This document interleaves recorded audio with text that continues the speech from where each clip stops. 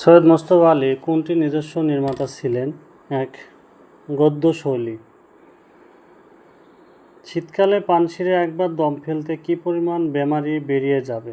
100টি বেমারি বেরিয়ে যাবে।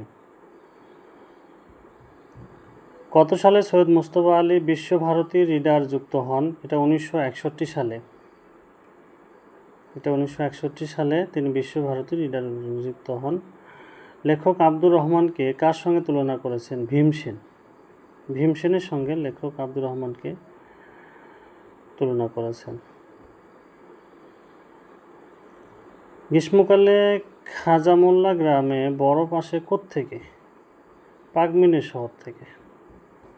আব্দুর রহমানকে হরফুন মোল্লা বলা হয়েছে কেন? বহুমুখী কাজে পারদর্শী বলে।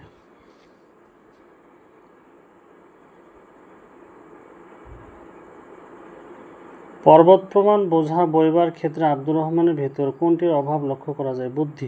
বুদ্ধির অভাব লক্ষ্য করা যায় আব্দুর রহমানের ভেতরে। কাবুল নদীর আফগানি নাম কোনটি? লবই দরিয়া। কাবুল নদীর আফগানি নাম হলো লবই দরিয়া।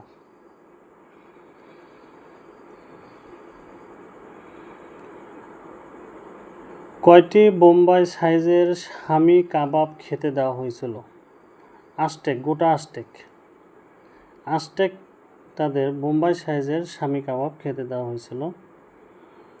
আব্দুর রহমান উপরের বরফ সরিয়ে নিচে কি দেখলো? আঙ্গুর। বরফ সরিয়ে কি দেখেছিল? আঙ্গুর দেখেছিল। আব্দুর রহমানের মতে লেখক পানশির গেলে কোনটি দেখে খুশি হন? বরফের পতন। বরফ কীভাবে পড়তেছে সেটা দেখে আব্দুর রহমান অনেক খুশি হন। তামাম আফগানিস্তানে কোনটি মশহুর? বাগেবালার বরফি আঙ্গুর দেখে তামাম আফগানিস্তানে কোন মশহুর হয়ে যায়, অর্থাৎ ব্যস্ত হয়ে যায়।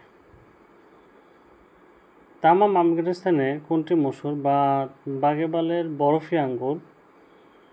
একটা টিকচিহ্ন দুইবার এসেছে,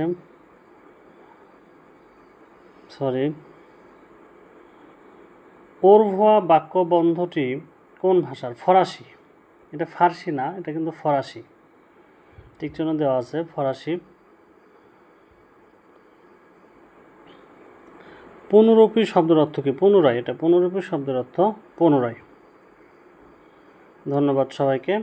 এ ধরনের ভিডিও পেতে চ্যানেলটি সাবস্ক্রাইব করে রাখবেন। ধন্যবাদ।